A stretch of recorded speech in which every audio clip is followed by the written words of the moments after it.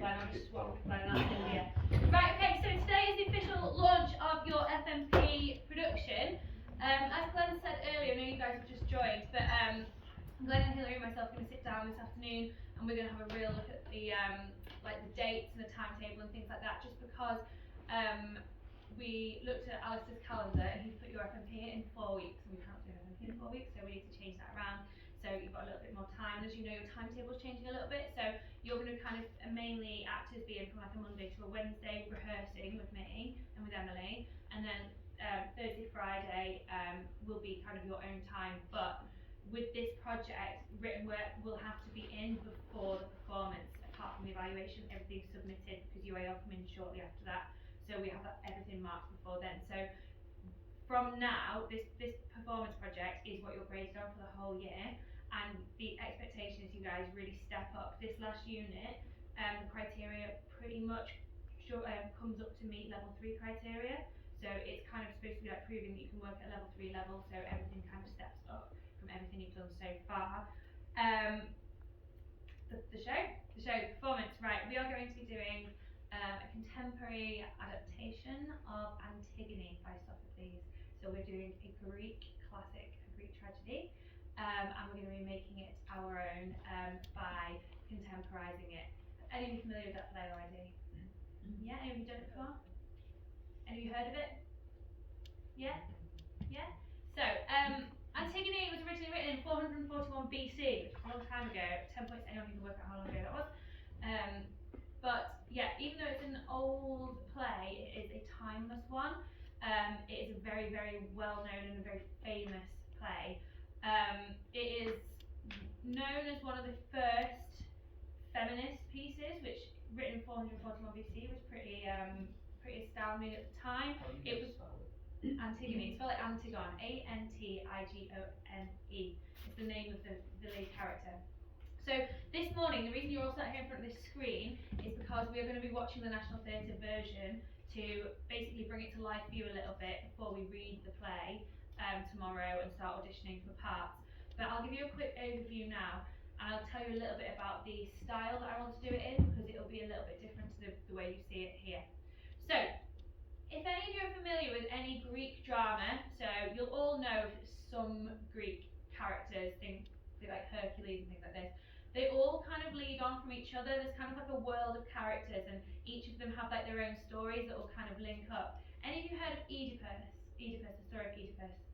So Oedipus was a play, it was a previous play by Sophocles, about a man who gets given a prophecy that he is going to sleep with his own mother and then kill himself. And he says that is nonsense, that will never happen. And he tries to outrun fate, and in the end it does happen. He sleeps with someone, doesn't realise it's his mother, and then he stabs his own eyes out and dies. However, Oedipus has 4 children, 2 boys, 2 girls. Antigone is one of the children. So Antigone and Ismene, 2 sisters, and Polyneices and Eteocles are the brothers. Now this all happens, this play Antigone happens in the aftermath of the Grecian and the Theban War. So any of you who know about the the Trojan horse and things like that, that's the war that happens in. So the story of Antigone happens because the war is over and Creon, who is fighting for Greece, wins. Now Antigone's 2 brothers, Eteocles and Polyneices, are fighting for either side of the war, so they're actually enemies. They kill each other at the same time in battle, and Creon now takes over, and Creon's asking his uncle, and he says that you can bury one with full military honours, and they all get to go to heaven, and you can't bury the other one because he's an enemy of the state.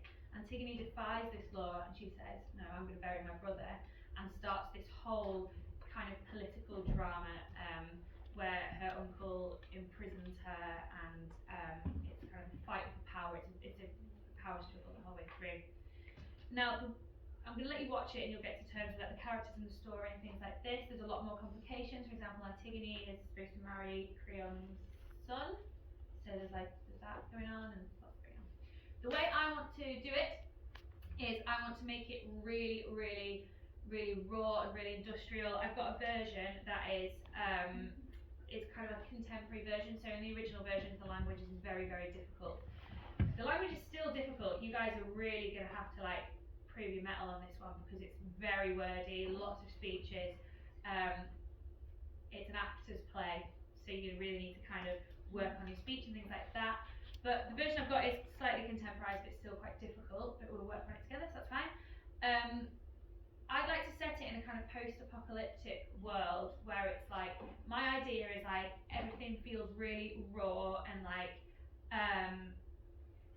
almost like this war's happened and the idea of like cities and democracy is completely fallen to pieces, and it's almost like the world is falling into like factions, and it's almost like tribes and people like people are always on the road, and like, anyone seen Walking Dead? Yes. A bit like that without zombies.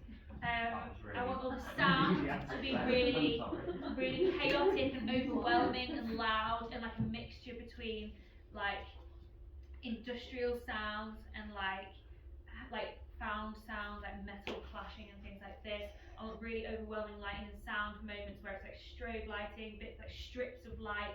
I want it to be quite Brechtian in the way we do it, so there might be like representations of movement. So instead of like a scene where like a war happens, it might be like a representation where you've got like soldiers like marching in like slow motion with like strobe lights and things, and like it's going to be quite an overwhelming experience for the audience. I quite like them to be in and amongst it, like on like maybe not in the round, but maybe in thrust, or with them on the floor, maybe even them on bits of the stage. And we're really going to devise it in our own way. So typically a Greek tragedy would have a chorus of 12 people. Now our cast doesn't even have 12 people. I'm seeing the chorus as actually one person who acts as almost like an ethereal kind of storyteller. Maybe we have like, I'm thinking about like, there's a character called Tiresias, who is a blind prophet who kind of gives the prophecy. I almost see that as like the fates, or making that or the fortune teller. I want to really play with the characters and put our own spin on it rather than doing it in a classic way. So have a think about that. For example, and one example is like the opening scene is Antigone and Ismene like on the road, and the sisters, and Ismene is trying to convince Antigone not to go and challenge Priam because she will be killed, and they're having this argument. I see it as like this wasteland opens and they're like scavenging, like Ismene, because it's kind of in the future. It's like, you know, like quite modern clothes but really really dirty. Like I'm seeing like a North Face puffer jacket but that's all dirty and ripped and stuff, and she's find like an old bag of KFC under the stage, and she's like eating like she's not eaten for 3 days, and things like this. I want to make it feel like really, really different and really, really post-apocalyptic, I guess. So anyway, let's watch the play. Strid, are you ready up there? I'm struggling with this username password. Okay. If in doubt, my college laptop should be logged in, so I can bring that up, or does it need to be that computer? No, it can be. I can change to which computer it is. Okay. It's just the National Theatre are a bit funny about the archives, and I think they might have opened